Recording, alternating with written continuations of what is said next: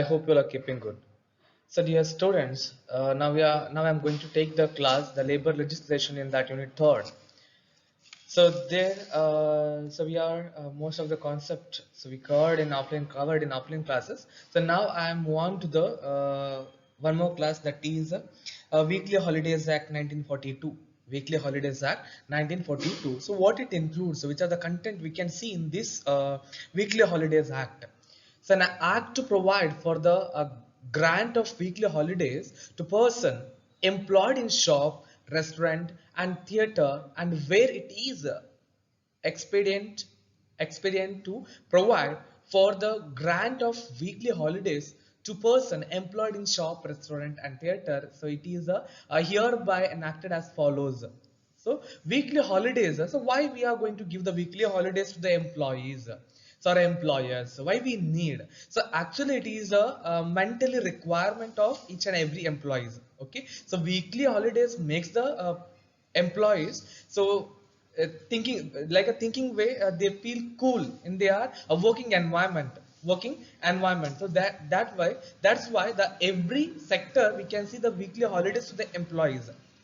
Okay, so next, so in this act we can see the short titles and extent and commencement. So when it commenced, so this act may be called the Weekly Holidays Act 1942. This is the main title of this act, and it extends to whole India. It extends to whole India. So all over India, this act or this act applicable to so every sector. So it shall come into force in state or in a specified area within a state only if the state government by notification in the official gazettes. So direct official gazette to so direct. So definition. So definition tells what? So we heard the many definitions about the various acts. So here also we can see the particular definitions about the Weekly Holidays Act. So there we can see the definitions about the establishment. So establishment means what? So or else day, or else week. Week means what? So in this act, so unless there is anything so repugnant in the subject or context. Okay, the first one is the establishment.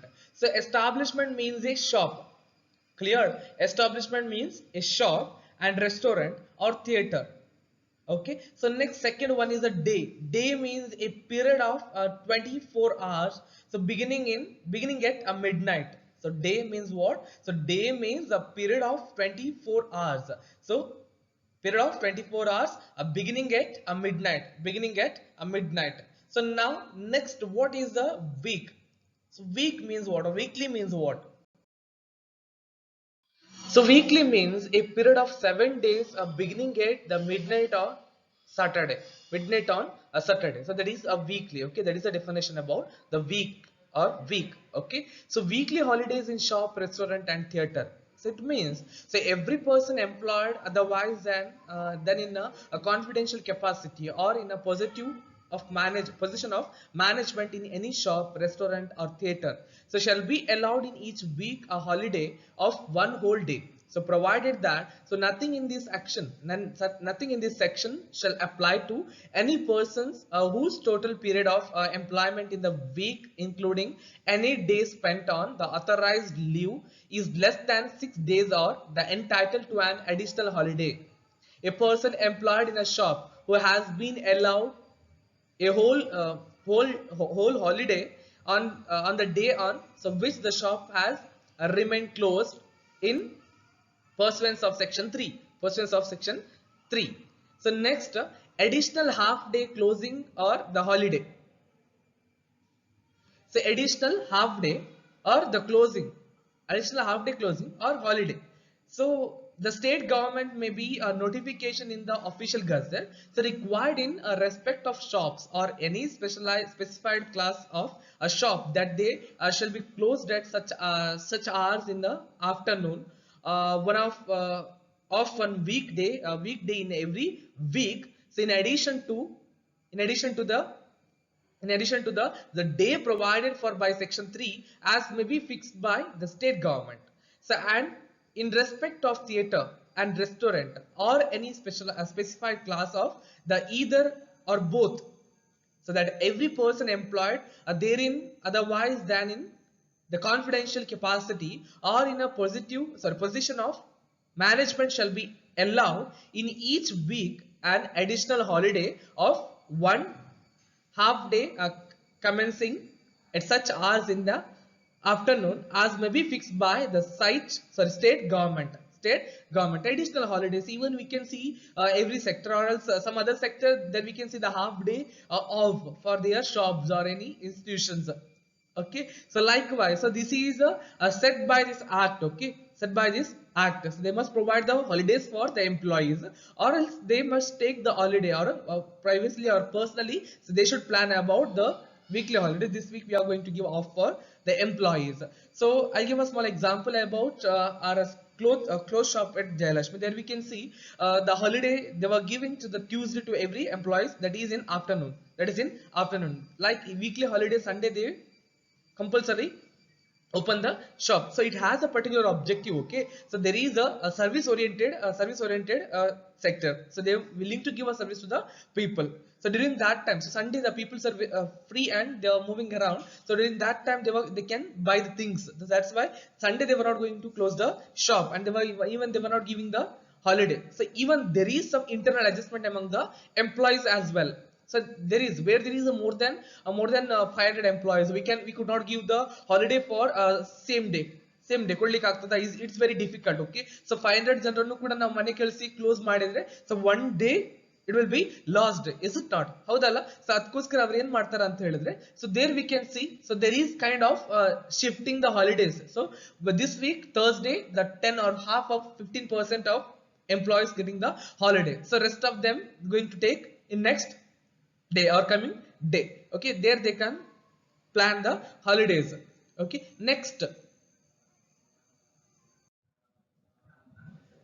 so inspectors, the state government may by notification in the official gazette appoint a person to be inspectors for the purpose of this act within such a local limits as it may assign to each such person. Okay, state government inspector ಅನ್ನುವಂಥದ್ದೊಂದು position ಅಥವಾ ವ್ಯಕ್ತಿಯನ್ನು hire ಮಾಡ್ತಾರೆ. So ಯಾಕಂತ ಹೇಳಿದ್ರೆ, so ಅವರಿಗೆ ಅಲ್ಲಿ ನಡೀತಿರುವಂತಹ ವಿಚಾರಗಳು ತಿಳಿಬೇಕು. So otherwise who will going to take care of these factors.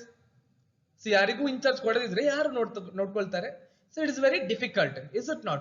Say every inspector appointed under this section shall be deemed to be a public servant within the meaning of section 21 of the Indian Penal Code of 45 of 1860. So powers of inspectors. So next one. So which are the powers they have? Yavella power inspectors galige ide. The first one is the subject to any rule made in this behalf by the state government. An inspector may, within the local limits for which he is appointed. So second one is enter and remain in any establishment to which this act applies with such assistant, if any, being a servant of the government as he think fit. Okay. Next, third one is so make such examinations of any such establishments and of any record, register or a notice maintained, so therein a pursuance of rules made under a clause. Next, third one is subsections. So subsections also sometime, so it is a responsibilities. Subsection 10, and take on the spot or otherwise search evidence of any persons as he may deem necessary for carrying out the purpose of this act. Next, exercise such other powers as may be necessary for carrying out the purpose of this act. Okay. Next, so any persons having the custody of any record or register or notice maintained in pursuance of rules made under clause C of subsections of section 10 shall be bound to produce it when so required by the inspector, but no person shall be compellable to answer any questions if the answer may tend directly or indirectly to incriminate himself. So these all are the power structure of whom? Inspectors. So power structure of inspectors. So dear students, you read this concept again and again, then you can understand easily. Okay, so otherwise it's very difficult to understand what it is. But so everyone has a role, so or a power. So like that, inspector also has some kind of powers in his position. All right, move on to the next slide. So penalties procedure. So penalties procedure, how it is structured under this act. So in the event of any contraventions of the provisions of section 3 or section 4 of requirement imposed by notifications under the subsections 1 and section 5 or the section 6 or the rules made under the clause C and subsection 2 of section 10, the proprietors or other persons are responsible for the management of the establishment in which the such contraventions take place shall be punishable with a fine, so which may extend. So in the case of the first offense, to 25 rupees, 225 rupees, and in case of a second or a subsequent offense to 250 rupees. So this is the procedure of penalty. Okay, so these all are the important aspects we are going to learn in this act. So I'll be sending the notes in your mail, so just check once and you can read this again and again. So I think it's enough for today. So we'll meet in next class. Till that time, bye bye, have a nice day. Thank you.